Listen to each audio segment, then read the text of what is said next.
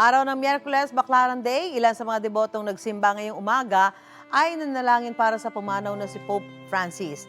Live mula sa Parañaque, may unang balita, si Bam Alegre. Bam?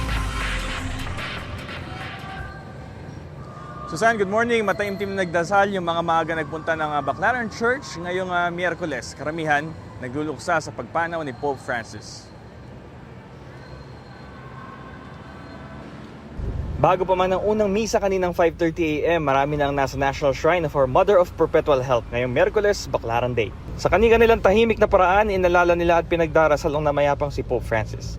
Si Jaime Soner nakakakuha ng inspirasyon sa pinanggalingan ni Papa Francisco na isa lang ding pangkaraniwang tao. Unang-una, tiningnan ko yung kanyang biography talaga. Nagmula siya sa isang pangkaraniwan lang na sabi nga, naging bouncer pa siya sa isang club, parang gano'n na. Sa ang pinanggalingan niya talaga, isang pangkaraniwang tao lang. Napakalungkot mawala ng isang Santo Papa na kinikilala namin namumuno bilang isang Katoliko. Ang nagtitinda naman ng puto na si Annalyn Hudilla may galak sa kanyang puso dahil personal niya nakita si Pope Francis nang bumisita siya sa Maynila noong 2015, isang dekada na nakakaraan. Dumaan po sila dyan sa Rose Boulevard. Nakita ko po, yung parang gumandang pakiramdam ko, gumaan ng puso. Sa sobrang tuwa ko.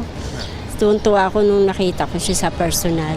Si Pia Santos naman na-inspire kay Pope Francis na nagkaroon pa ng public appearance noong Easter Sunday, isang araw bago siya sumakabilang buhay. Tagos pa rin sa puso yung yung makita mo siya na kahit nahirap na siya, pero nagawa pa rin niyang kahit ilang words na makapagsalita para sa lahat. Malungkot dahil isa sa mga nirerespeto po natin sa buong mundo, hindi lang po sa bansang Roma, ang pagpanaw po ng Santo Papa po natin.